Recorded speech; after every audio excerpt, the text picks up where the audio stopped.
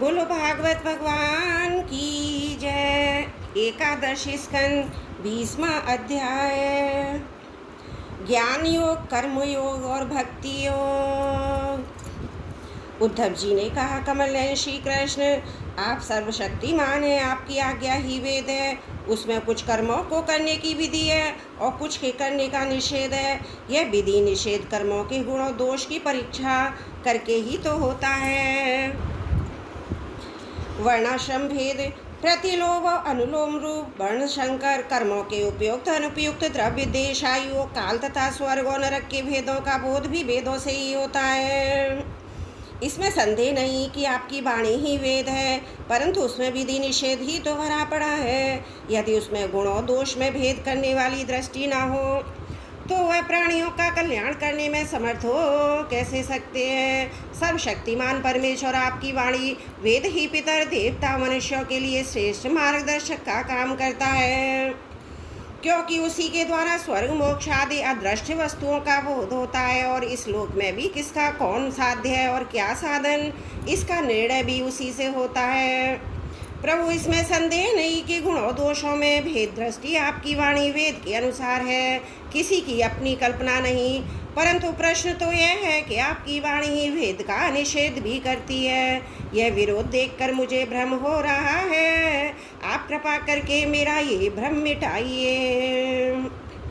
भगवान श्री कृष्ण ने कहा, प्रिय उद्धव, मैंने ही वेदों में एवं अन्यत्र भी मनुष्यों का कल्याण करने के लिए अधिकारिक भेद से 3 प्रकार के योगों का उपदेश किया है। वे हैं ज्ञान, कर्म और भक्ति। मनुष्य के परम कल्याण के लिए इनके अतिरिक्त और कोई उपाय नहीं कहीं भी। उद्धव जी, जो लोग कर्मों तथा उनके फलों से विरक्त हो गए हैं और उनका त्याग कर चुके हैं, वे ज्ञान योग के अधिकारी हैं। इसके विपरीत जिनके चित्त में कर्मों उसके फलों से वैराग्य नहीं हुआ है, उनमें दुख बुद्धि नहीं है, वे सकाम व्यक्ति कर्मयोग के अधिकारी हैं। जो पुरुष ना तो अत्यंत विरक्त है, ना अत्यंत आसक्ति है, तथा किसी पूर्व जन्म के शुभ कर्म से सौभाग्यवश मेरी लीला कथा आदि में उसकी श्रद्धा हो गई है, वह भक्ति योग का अधिकारी है। उसे भक्ति योग के द्वारा ही सिद्धि मिल सकती है। कर्म के संबंध में जितने भी विधि निषेध हैं, उनके अनुसार तभी तक कर्म करना चाहिए जब तक कर्मयोग जगत और उससे प्राप्त होने वाले स्वर्ग आदि सुखों से वैराग्य न हो जाए, अथवा जब तक मेरी लीला कथा के श्रवण कीर्तन आदि में श्रद्धा न हो जाए। उद्धव इस प्रकार अपने वर्ण और आश्रम के अनुकूल धर्म में स्थित रहकर यज्ञों के द्वारा बिना किसी आशा और कामना के मेरी आराधना करता रहे और निषिद्ध कर्मों से दूर रहकर केवल विहित कर्मों का ही आचरण करे तो उसे स्वर्ग या नरक में नहीं जाना पड़ता।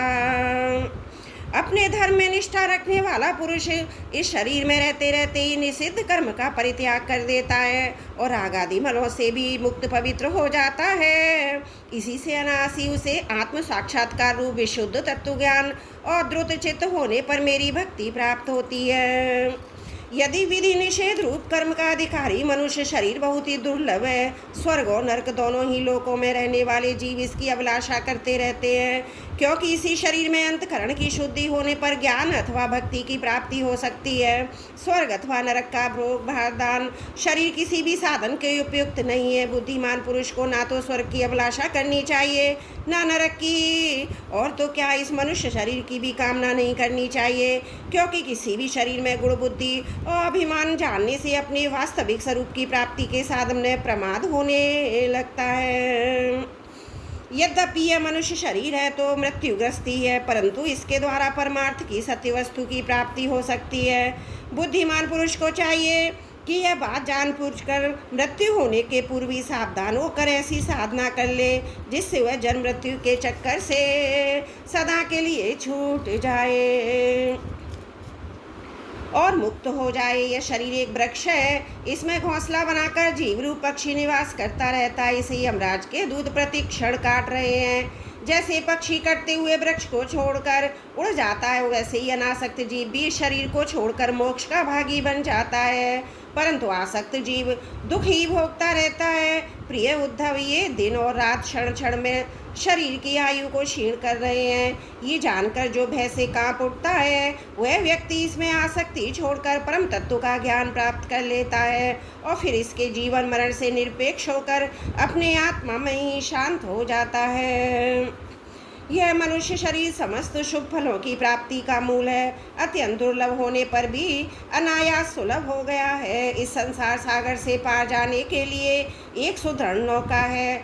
शरण ग्रहण मात्र से ही गुरुदेव इसके केवट बनकर पतवार का संचालन करने लगते हैं और इस प्रण मात्र से ही मैं अनुकूल वायु के रूप में इसे लक्ष्य की ओर बढ़ाने लगता हूँ।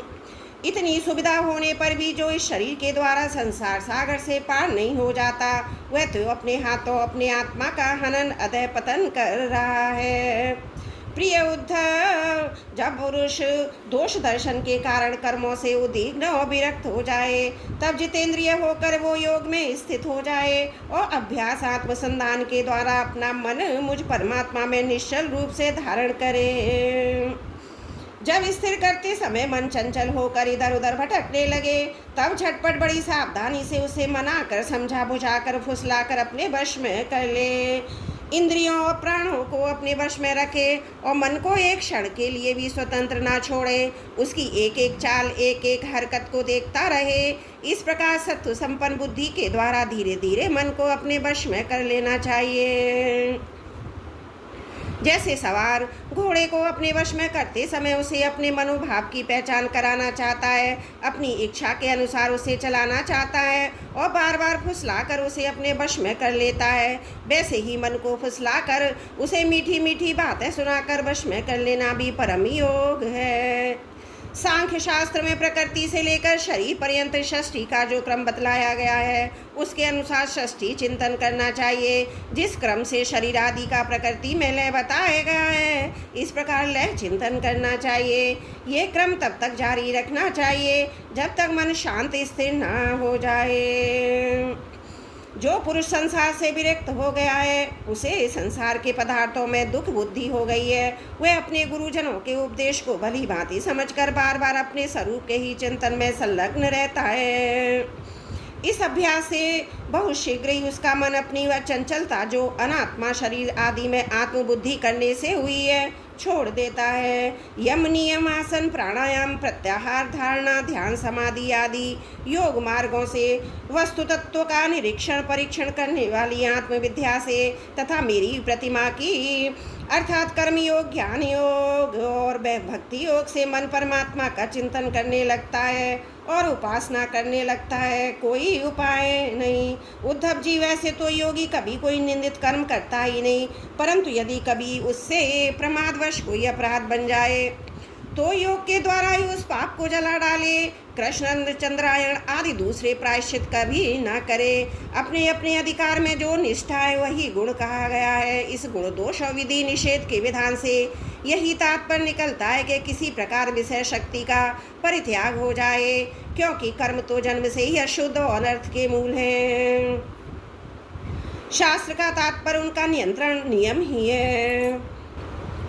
जहाँ तक हो सके प्रवृत्ति का संकोच ही करना चाहिए। जो साधक समस्त कर्मों से विरक्त हो गया हो, उनमें दुख बुद्धि रखता हो, मेरी लीला कथा के प्रति श्रद्धालु हो और यह भी जानता हो कि सभी भोग वासनाएं दुख रूप हैं, किंतु इतना सब जानकर भी जो उनके परित्याग में समर्थ न हो, उसे चाहिए कि इन भोगों तो भोग लें, परंतु उन्हें सच्चे हृदय से दुखजनक समझें। मन ही मन उनकी निंदा करें और उसे दुर्भाग्य ही समझें। साथ ही इस दुविधा की स्थिति से छुटकारा पाने के लिए श्रद्धा, दृढ़ निश्चय, प्रेम से भरा भजन करें। इस प्रकार मेरे बतलाई हुए भक्ति योग के द्वारा निरंतर मेरा भजन करने से मैं उस साधक के हृदय में आकर बैठ जाता हूँ।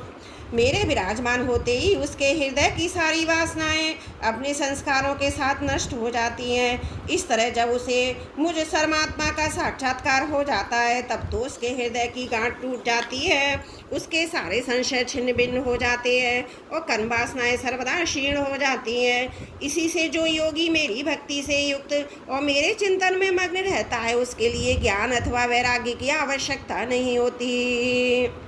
उसका कल्याण तो प्राय मेरी भक्ति के द्वारा ही हो जाता है। कर्म, तपस्या, ज्ञान, वैराग्य, योग अभ्यास, दान, धर्म और दूसरे कल्याण साधनों से जो कुछ स्वर्ग, अपवर्ग, मेरा परम धाम अथवा कुछ भी वस्तु प्राप्त होती है वह सब मेरा भक्त मेरे भक्ति योग के प्रभाव से ही यदि चाहे तो अनायास प्राप्त कर लेता है। मेरे अनन्य प्रेमी एवं धैर्यवान साधु भक्त स्वयं तो कुछ चाहते ही नहीं। यदि मैं उन्हें कुछ देना चाहता हूँ तो देता भी हूँ, तो दूसरी वस्तुओं की तो बात ही क्या है। वे केवल मोक्ष भी नहीं लेना चाहते। उद्धव जी, सबसे श्रेष्ठ एवं महान निश्रेयस परम कल्याण तो निरपेक्षता का ही दूसरा नाम है। इसलिए तो निष्काम और निरपेक्ष होता है, उसी को मेरी भक्ति प्राप्त होती है। मेरे अनन्य प्रेमी भक्तों का, उन समदर्शी महात्माओं का जो बुद्धि से अतीत परम तत्व को प्राप्त हो चुके हैं, इन विधि और निषेध से होने वाले पुण्य और पाप से कोई संबंध ही नहीं होता। इस प्रकार जो लोग मेरे बतलाई हुए इन ज्ञान, भक्ति और कर्म मार्गों का आश्रय लेते हैं वे मेरे परम कल्याण स्वरूप धाम को प्राप्त होते हैं, क्योंकि वे पर ब्रह्म तत्व को जान लेते हैं। बोलो भागवत भगवान की जय। 11 स्कंद 20वां अध्याय समाप्त। त्रुटियों के लिए क्षमा प्रार्थी हूँ। बोलो भागवत भगवान की जय। 11 स्कंद 21वां अध्याय गुण दोष व्यवस्था का स्वरूप और रहस्य। भगवान श्री कृष्ण कहते हैं, प्रिय उद्धव, मेरी प्राप्ति के 3 मार्ग हैं, भक्ति योग, ज्ञान योग, कर्म योग। जो इन्हें छोड़कर चंचल इंद्रियों के द्वारा शुद्र भोग भोगते हैं वे बार बार जन्म मृत्यु रूप संसार के चक्कर में भटकते रहते हैं। अपने अपने अधिकार के अनुसार धर्म में दृढ़ निष्ठा रखना ही गुण कहा है। इसके विपरीत अनधिकार चेष्टा करना दोष है। तात्पर्य है कि गुण और दोष दोनों की व्यवस्था अधिकार के अनुसार की जाती है, किसी वस्तु के अनुसार नहीं। वस्तुओं के समान होने पर भी शुद्ध अशुद्ध, गुण दोष, शुभ अशुभ आदि का जो विधान किया जाता है उसका अभिप्राय यह है कि पदार्थ का ठीक ठीक निरीक्षण परीक्षण हो सके, उनमें संदेह उत्पन्न करके ही वह योग्य अयोग्य स्वाभाविक प्रवृत्ति को नियंत्रित संकुचित किया जा सके, उनके द्वारा धर्म संपादन कर सके, समाज का व्यवहार ठीक ठीक चला सके और अपने व्यक्तित्व जीवन के निर्वाह में भी सुविधा हो। इससे ये लाभ ही है कि मनुष्य अपनी वासना मूलक सहज प्रवृत्तियों के द्वारा इनके जाल में न फंसकर शास्त्रानुसार अपने जीवन को नियंत्रित और मन को वशीभूत कर लेता है। निष्पाप उद्धव, ये आचार मैंने ही मनु आदि का रूप धारण करके धर्म का भार ढोने वाले कर्म जड़ों के लिए उपदेश किया है। पृथ्वी, जल, तेज, वायु, आकाश ये पंचभूति ब्रह्मा से लेकर पर्वत वृक्ष पर्यंत सभी प्राणियों के शरीरों के मूल कारण हैं।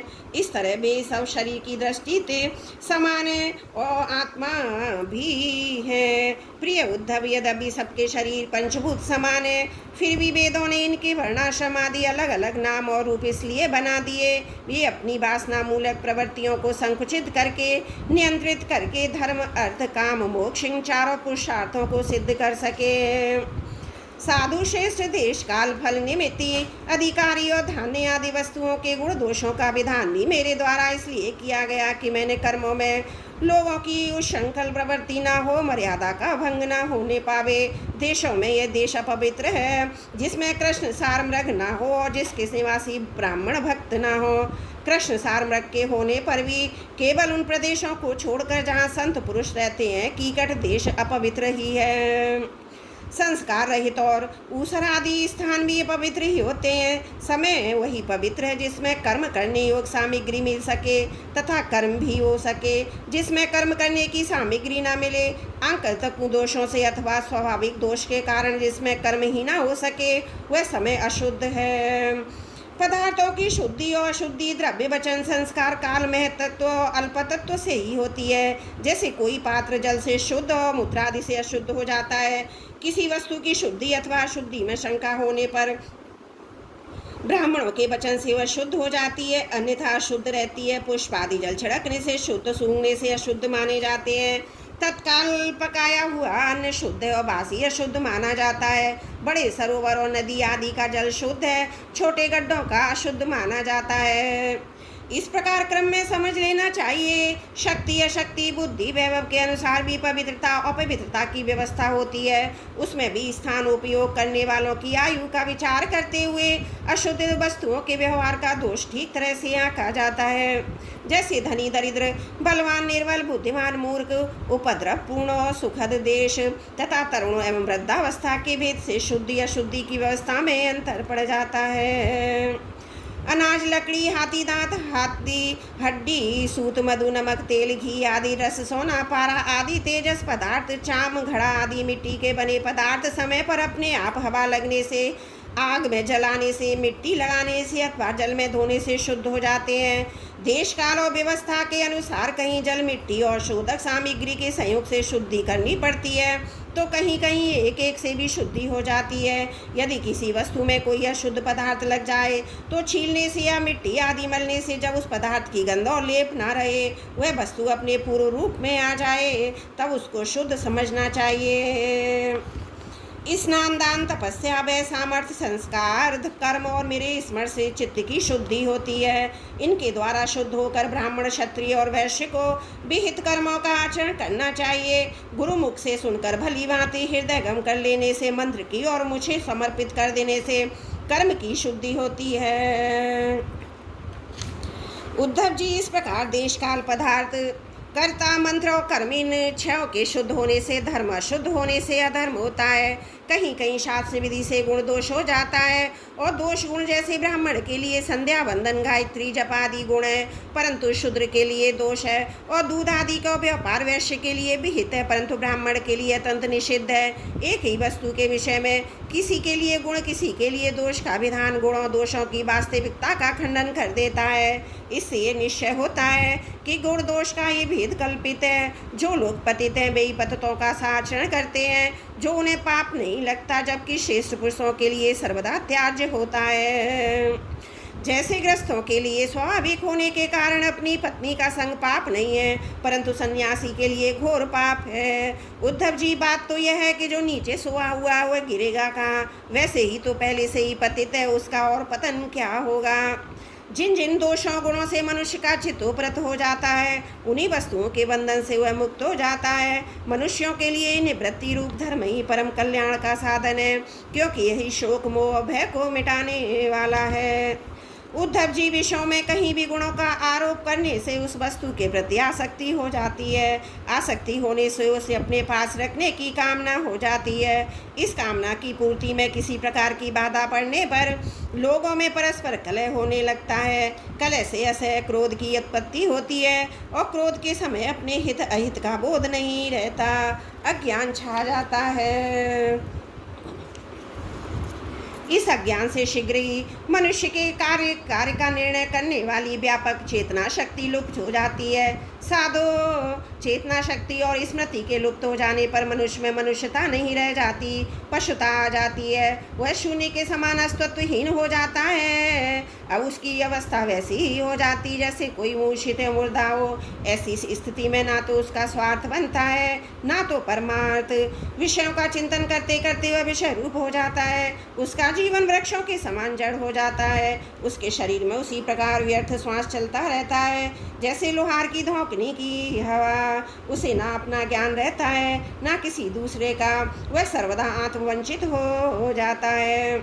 उद्धव जी, यह स्वर्ग आदि रूप फल का वर्णन करने वाली श्रुति मनुष्यों के लिए उन लोगों को परम पुरुषार्थ नहीं बतलाती परंतु बहिर्मुख पुरुषों के लिए अंतकरण शुद्धि के द्वारा परम कल्याण में मोक्ष की विवक्षा से ही कर्मों में रुचि उत्पन्न करने के लिए वैसा वर्णन करती है जैसे बच्चों में औषधि में रुचि उत्पन्न करने के लिए रोचक वाक्य कहे जाते हैं।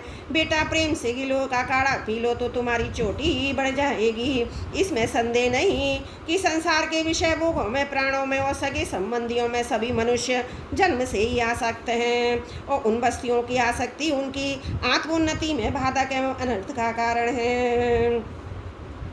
वे अपने परम पुरुषार्थ को नहीं जानते, इसलिए स्वर्ग आदि का जो वर्णन मिलता है वह ज्यों का त्यों सत्य है, ऐसा विश्वास करके देव आदि योनियों में भटकते रहते हैं। फिर वृक्ष आदि योनियों के घोर अंधकार में आ पड़ते हैं। ऐसी अवस्था में कोई भी विद्वान अथवा वेद फिर से उन्हें उन्हीं विषयों में क्यों प्रवृत्त करेगा। दुर्बुद्धि लोग कर्मवादी वेदों का यह अभिप्राय न समझकर कर्म शक्ति और वश पुष्पों के द्वारा स्वर्ग आदि लोगों का वर्णन देखते हैं और उन्हीं को परम फल मानकर भटक जाते हैं। परंतु वेदवत्ता लोग श्रुतियों का ऐसा तात्पर्य नहीं बतलाते। विषय वासनाओं में फंसे हुए दीनहीन लोभी पुरुष रंग बिरंगे पुष्पों का समान स्वर्ग आदि लोगों को ही सब कुछ समझ बैठते हैं। अग्नि के द्वारा सिद्ध होने वाले यज्ञ आदि कर्मों में ही मुग्ध हो जाते हैं। उन्हें अंत में देवलोक पितृलोक आदि की ही प्राप्ति होती है। दूसरी ओर भटक जाने के कारण उन्हें अपने निज धामात्म पद का पता नहीं चलता। प्यारे उद्धव, उनके पास साधना है तो केवल कर्म की और कोई फल है तो उनकी इंद्रियों की तृप्ति। उनकी आंखें धुंधली हो गई, इसी से वह बात नहीं जानते जिससे इस जगत की उत्पत्ति हुई है, जो स्वयं इस जगत के रूप में परमात्मा में उनके हृदय में ही है। यदि हिंसा उसके फल मांस भक्षण में रागी हो, उसका त्याग न किया जा सकता तो यज्ञ में ही करे, ये परिसंख्या विधि है। स्वाभाविक प्रवृत्ति का संकोच है, संध्या वंदन आदि के द्वारा अपूर्व विधि नहीं है। इस प्रकार मेरे परोक्ष अभिप्राय को खोना जानकर विषय लोलुप पुरुष हिंसा का खिलवाड़ करते हैं और दुष्टतावश अपनी इंद्रियों की तृप्ति के लिए वध किए हुए पशुओं के मांस से यज्ञ करके देवता पितर और भूतपतियों के यजन का ढोंग करते हैं। उद्धव जी, स्वर्ग आदि पर लोग स्वप्न के दृश्यों के समान है, वास्तव में वे असत है। केवल उनकी बातें सुनने में बहुत मीठी लगती है। सकाम पुरुष वहाँ के भागव के लिए मनी मन अनेकों प्रकार के संकल्प कर लेते हैं और जैसे व्यापारी अधिक लाभ की आशा से मूलधन को खो बैठता है, वैसे ही वे सकाम यज्ञों द्वारा अपने धन का नाश करते हैं। वे स्वयं रजोगुण सतगुण और तमोगुण में स्थित रहते हैं। रजोगुणी सतोगुणी अथवा तमोगुणी इंद्र आदि देवताओं की उपासना करते हैं। वे उन्हीं सामग्रियों से उतने ही परिश्रम से मेरी पूजा नहीं करते। वे जब इस प्रकार पुष्पिता वाणी रंग बिरंगी मीठी मीठी बातें सुनते हैं कि हम लोग इस लोक में यज्ञों के द्वारा देवताओं की यजन करके स्वर्ग में जाएंगे, वहाँ दिव्य आनंद भोगेंगे, इसके बाद वह फिर हमारा जन्म होगा, तब हम बड़े कुलीन परिवार में पैदा होंगे, हमारे बड़े बड़े महल होंगे, हमारा कुटुंब बहुत सुखी और बहुत बड़ा होगा। तब उनका चित्त शुद्ध हो जाता है। उन हेकड़ी जताने वाले घमंडियों को मेरे संबंध की बातचीत भी अच्छी नहीं लगती। उद्धव जी, वेदों में 3 कांड हैं, कर्म, उपासना और ज्ञान। इन तीनों कांडों के द्वारा प्रतिपादित विषय ब्रह्म और आत्मा की एकता। सभी मंत्र और मंत्र दृष्टा ऋषि इस विषय को खोल कर नहीं गुप्त भाव से बतलाते हैं और मुझे भी इस बात को गुप्त रूप से कहना ही अविष्ट है। वेदों का नाम है शब्द ब्रह्म, वे मेरी मूर्ति है, इसी से उनका रहस्य समझना अत्यंत कठिन है। वह शब्द ब्रह्म परा पश्यंती और मध्यमा वाणी के रूप में प्राण मन और इंद्रिय में है। समुद्र के समान सीमा रही तो गहरा है, इसकी था लगाना अत्यंत कठिन है। इसी से जैमिनी आदि बड़े बड़े विद्वान भी उसके तात्पर्य का ठीक ठाक निर्णय नहीं कर पाते।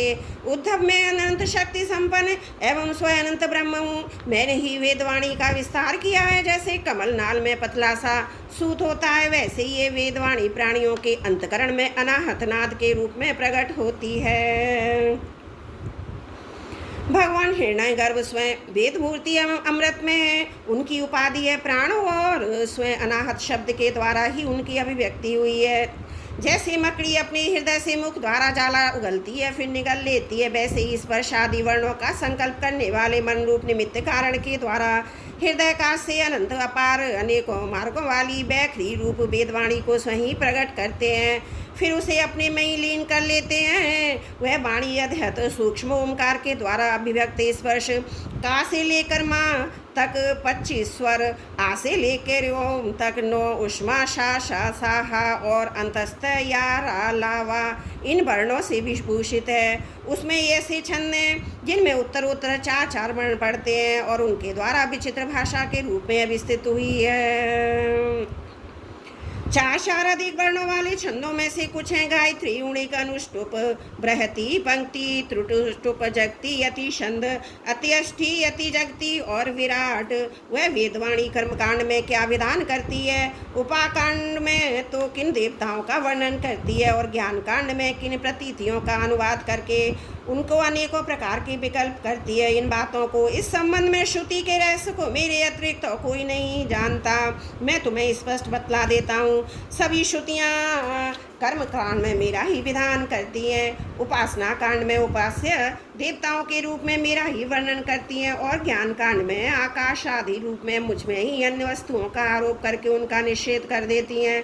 संपूर्ण श्रुतियों का बस इतना ही तात्पर्य है कि वे मेरा आश्रय लेकर मुझ में वेद का आरोप करती हैं, माया पात्र कहकर उनका अनुवाद करती हैं, और अंत में सबका निषेध करके मुझ में ही शांत हो जाती हैं, और केवल अधिष्ठान रूप से मैं ही शेष रह जाता हूँ। बोलो भागवत भगवान की जय। 11वें स्कंद 21वां अध्याय समाप्त। त्रुटियों के लिए क्षमा प्रार्थी हूँ। बोलो भागवत भगवान की जय। 11वें स्कंद 22वां अध्याय तत्वों की संख्या और पुरुष प्रकृति विवेक। उद्धव जी ने कहा, प्रभु विश्वेश्वर ऋषियों ने तत्वों की संख्या कितनी बतलाई है? आपने तो अभी 19वें अध्याय में 9, 11, 5 और 3 अर्थात कुल 28 तत्व गिनाए हैं। ये तो हम सुन चुके हैं, किंतु कुछ लोग 26 तत्व बताते हैं, कुछ 25, कोई 7, कोई अथवा 6, 9 स्वीकारते हैं, कोई 4 बतलाते हैं, कोई 11। इसी प्रकार किन्हीं ऋषि मुनियों के मत में उनकी संख्या 17, कोई 16, कोई 13 बतलाते। सनातन श्री कृष्ण ऋषि मुनि इतनी भिन्न संख्याएं किस अभिप्राय से बतलाते हैं? आप कृपा करके हमें बतलाइए। भगवान श्री कृष्ण ने कहा, उद्धव जी वेदज्ञ ब्राह्मण इस विषय में जो कुछ कहते हैं वह सभी ठीक है, क्योंकि सभी तत्व सब में अंतर्भूत है। मेरी माया को स्वीकार करके क्या कहना असंभव है। जैसा तुम कहते हो वह ठीक नहीं, जो मैं कहता हूँ वही यथार्थ है। इस प्रकार जगत के कारण के संबंध में विवाद इसलिए होता है कि मेरी शक्तियाँ सतरज और गुणों आदि की वृत्तियों का रहस्य लोग समझ नहीं पाते, इसलिए वे अपनी अपनी मनोवृत्ति पर ही आग्रह कर बैठते हैं। सतादि गुणों के शोम से ही ये विविध कल्पना रूप प्रपंच जो वस्तु नहीं केवल नाम है उठ खड़ा हुआ है। यही बात विवाद करने वालों के विवाद का विषय है। जब इंद्रियां अपने वश में हो जाती हैं और चित्त शांत हो जाता है तब यह प्रपंच भी निवृत्त हो जाता है। उसकी निवृत्ति के साथ ही सारे वाद विवाद भी मिट जाते हैं। पुरुष शिरोमणि तत्वों का एक दूसरे में अनुप्रवेश है, इसलिए वक्ता तत्वों की जितनी संख्या बतलाना चाहते हैं उसके अनुसार कारण को कार्य में अथवा कार्य को कारण में मिलाकर अपनी इच्छित संख्या सिद्ध कर लेता है। ऐसा देखा जाता है कि एक ही तत्व में बहुत से दूसरे तत्वों का अंतर्भाव हो गया है। इसका कोई बंधन नहीं कि किसका किसमें अंतर्भाव हो। कभी घटपट आदि कार्य वस्तुओं का उनके कारण मिट्टी सूत आदि में, तो कभी मिट्टी सूत आदि का घटपट आदि कार्यों में अंतर्भाव हो जाता है। इसलिए वादी प्रतिवादियों में से जिसकी वाणी ने जिस कार्य को जिस कारण से अथवा जिस कारण को जिस कार्य में अंतर्भूत करके तत्वों की जितनी संख्या स्वीकार की है, हम वह निश्चय ही स्वीकार करते हैं, क्योंकि उनका ये उपादान युक्ति संगत ही है। उद्धव जी, जिन लोगों ने 26 संख्या स्वीकार की है वे ऐसा कहते हैं कि जीवन आदि काल से अविद्या से ग्रस्त हो रहा है, वह स्वयं अपने आप को नहीं जान सकता। उसे आत्मज्ञान कराने के लिए अपनी किसी अन्य सर्वज्ञ की आवश्यकता है। इसलिए प्रकृति के कार्य कारण रूप 24 तत्व, 25वां पुरुष और 26वां ईश्वर, इस प्रकार कुल 26 तत्व स्वीकार करने चाहिए। 25 तत्व मानने वाले कहते हैं कि इस शरीर में जीव और ईश्वर का अणुमात्र भी अंतर या भेद नहीं है, इसलिए उनमें भेद की कल्पना व्यर्थ है। रही ज्ञान की बात, सो तो सत्व आत्मिकता का प्रकृति का गुण है। तीनों गुणों की साम्य अवस्था ही प्रकृति है, इसलिए सत रज और गुण आदि के नहीं, प्रकृति के ही है। इन्हीं के द्वारा जगत की स्थिति उत्पत्ति प्रलय हुआ करते हैं, इसलिए ज्ञान आत्मा का गुण नहीं प्रकृति का ही गुण सिद्ध होता है। इस प्रसंग में सतगुण ही ज्ञान है, रजोगुण ही कर्म है और तमोगुण ही अज्ञान कहा गया है। गुणों में शोम उत्पन्न करने वाला ईश्वर ही काल है। सूत्र अर्थात में तत्व ही स्वभाव है, इसलिए 25 और 26 तत्वों की दोनों ही संख्या युक्ति संगत है।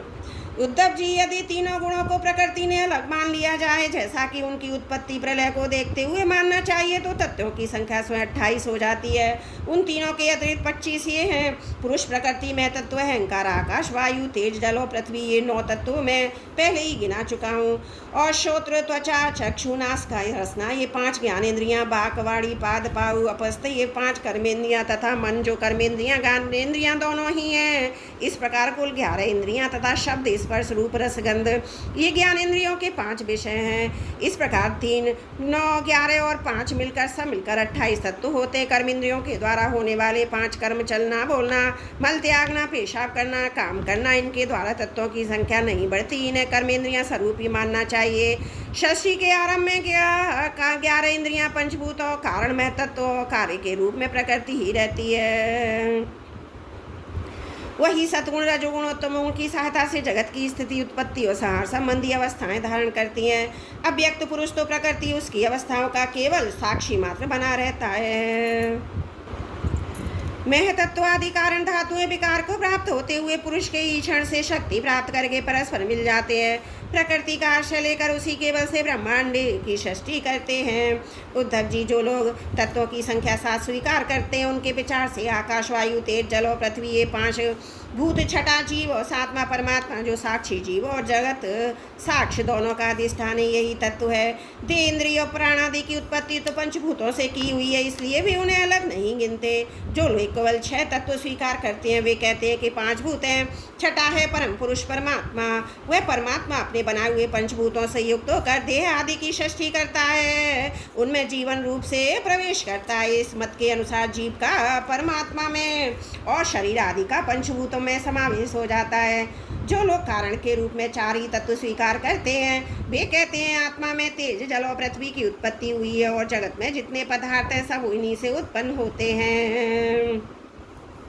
वे सभी कार्यों को इन्हीं से समावेश कर लेते हैं। जो लोग तत्वों की संख्या 17 बतलाते हैं, वे इस प्रकार गणना करते हैं: 5 भूत, 5 तन्मात्राएं, 5 ज्ञानेंद्रियां, 1 मन और 1 आत्मा। जो लोग तत्वों की संख्या 16 बतलाते हैं, उनकी गणना भी इसी प्रकार है। अंतर केवल इतना ही है कि वे आत्मा में मन का भी समावेश कर लेते हैं। इस प्रकार उनकी तत्व संख्या 16 रह जाती है। जो लोग 13 तत्व मानते हैं, वे कहते हैं आकाश आदि 5 भूत, श्रोतांद्रिया, 5 ज्ञानेंद्रियां, 1 मन, 1 जीवात्मा और परमात्मा, ये 13 तत्व हैं। 11 संख्या मनाने वाले 5 भूत, 5 ज्ञानेंद्रियां, उनके अतिरिक्त 1 आत्मा का अस्तित्व स्वीकार किया है। जो लोग 9 तत्व मानते हैं, वे आकाश आदि 5 भूत और मन, बुद्धि, अहंकार, ये 8 प्रकृतियां और 9वां पुरुष, इन्हीं को तत्व मानते हैं। उद्धव जी, इस प्रकार ऋषि मुनियों ने भिन्न भिन्न प्रकार से तत्वों की गणना की है। सबका कहना उचित ही है, क्योंकि सबकी संख्या युक्ति युक्त है। जो लोग तत्वज्ञानी हैं, उन्हें किसी भी मत में बुराई नहीं दिखती, वो उनके लिए सब कुछ ठीक ही है। उद्धव जी ने कहा, श्याम सुंदर, यद्यपि स्वरूपतः प्रकृति पुरुष दोनों एक दूसरे से सर्वदा भिन्न है, तथापि भी आपस में इतने घुल मिल जाते हैं कि साधारणतः प्रभु उनका भेद नहीं जान पड़ता। प्रकृति में पुरुष और पुरुष में प्रकृति अभिन्न से प्रतीत होते हैं। इनकी भिन्नता स्पष्ट कैसे हो? कमल नयन श्री कृष्ण, मेरे हृदय में इनकी भिन्नता और अभिन्नता को लेकर बहुत बड़ा संदेह। आप तो सर्वज्ञ हैं, अपनी युक्ति युक्त वाणी से मेरे संदेह का निवारण कर दीजिए। भगवान, आपकी कृपा से जीवों को ज्ञान होता है, आपकी माया शक्ति से उनके ज्ञान का नाश होता है। अपनी आत्मस्वरूपिणी माया का विचित्र गति आप ही जानते हैं, कोई नहीं जानता। अतएव आप ही मेरा संदेह मिटाने में समर्थ हैं। भगवान श्री कृष्ण ने कहा, उद्धव जी, प्रकृति और पुरुष, शरीर और आत्मा, इन दोनों में अत्यंत भेद है। इस प्राकृत जगत में जन्म, मरण, वृद्धि, ह्रास आदि विकार लगे ही रहते हैं। इसका कारण ये कि गुणों के क्षोभ से ही बना है। प्रिय मित्र, मेरी माया त्रिगुणात्मिका है, वही अपने सत, रज और गुणों से भी अनेकों प्रकार से भेद वृत्तियाँ पैदा कर देती है। यद्यपि इसका विस्तार सही में, फिर भी इस विकारात्मक सृष्टि को 3 भागों में बांट सकते हैं। वे 3 भाग है: आध्यात्म, आदिदेव और अधिभूत। उदाहरणार्थ, नेत्रेंद्रियां आध्यात्म में, इसका विषय रूप अधिभूत है। नेत्र गोलक में स्थित सूर्य देवता का अंश अधिदेव है। ये तीनों परस्पर एक दूसरे के आश्रय से सिद्ध होते हैं, इसलिए आध्यात्म, अधिदेव और अधिभूत, ये तीनों ही परस्पर सापेक्ष हैं। परंतु आकाश में स्थित सूर्यमंडल इन तीनों की अपेक्षा से मुक्त है, क्योंकि वह स्वतः सिद्ध ही है। इसी प्रकार आत्मा भी उपर्युक्त तीनों भेदों का मूल कारण, उनका साक्षी और उनसे परे है। वही अपने स्वयं सिद्ध प्रकाश से समस्त सिद्ध पदार्थों की मूल सिद्धि है। उसी के द्वारा सबका प्रकाश होता है। जिस प्रकार चक्षु के 3 भेद बताए गए हैं, उसी प्रकार त्वचा, श्रोत्र, जिह्वा, नासिका, चित्त आदि के भी 3 भेद हैं। प्रकृति से मैं तत्व बनता है और मैं तत्व से अहंकार। इस प्रकार यह अहंकार गुणों के शोम से उत्पन्न हुआ प्रकृति का एक विकार है। अहंकार के 3 भेद हैं: सात्विक, तामस और राजस। ये अहंकार, ये अज्ञान है, सृष्टि की विविधता का मूल कारण है। आत्मा ज्ञान स्वरूप है, उसका इन पदार्थों से ना तो कोई संबंध है और ना उसमें कोई विवाद की ही बात है। अस्ति नास्ति है नहीं, सगुण निर्गुण, भाव अभाव, सत्य मिथ्या आदि रूप से जितनी भी वाद विवाद है सबका मूल कारण भेद दृष्टि ही है। इसमें संदेह नहीं है, इस विवाद का कोई प्रयोजन नहीं है, ये सर्वदा व्यर्थ है। तथापि जो लोग मुझसे अपने वास्तविक स्वरूप से विमुख हैं वे इस विवाद से मुक्त नहीं हो सकते। उद्धव जी ने पूछा, भगवान आपसे विमुख जीव अपने किए हुए पुण्य पापों के फलस्वरूप ऊंची नीची योनियों में आते जाते रहते हैं। अब प्रश्न है कि व्यापक आत्मा का शरीर से दूसरे शरीर में जाना, अकर्ता का कर्म करना, नित्य वस्तु का जन्म मरण कैसे संभव है।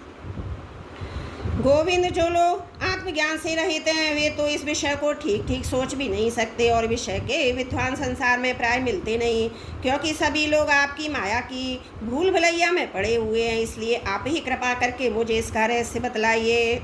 भगवान श्री कृष्ण ने कहा, प्रिय उद्धव, मनुष्यों का मन कर्म संस्कारों का पुंज है। उन संस्कारों के अनुसार भोग प्राप्त करने के लिए उसके साथ 5 इंद्रियां भी लगी हुई हैं। इसी का नाम है लिंग शरीर। वही कर्मों के अनुसार एक शरीर से दूसरे शरीर में, एक लोक से दूसरे लोक में जाता रहता है। आत्मा इन शरीर से सर्वदा पृथक है, उसका आना जाना नहीं होता, परंतु जब वह अपने को लिंग शरीर समझ बैठता है, उसी में अहंकार कर लेता है, तब उसे भी अपना जाना न प्रतीत होता है। मन कर्मों के अधीन है, वह देखे हुए सुने हुए विषयों का चिंतन करने लगता है। क्षण भर में ही उनमें तदाकार हो जाता है, उन्हीं पूर्व चिंतन विषयों में लीन हो जाता है। धीरे धीरे उसकी प्रवृत्ति स्मृति पूर्वाकार अनुसंधान भी नष्ट हो जाता है। उन देवादि शरीर में इसका उतना अभिनिवेश, इतनी तल्लीनता हो जाती है, जीव को अपने पूर्व शरीर का स्मरण भी नहीं रहता। किसी भी कारण से शरीर को सर्वदा भूल जाना ही मृत्यु है।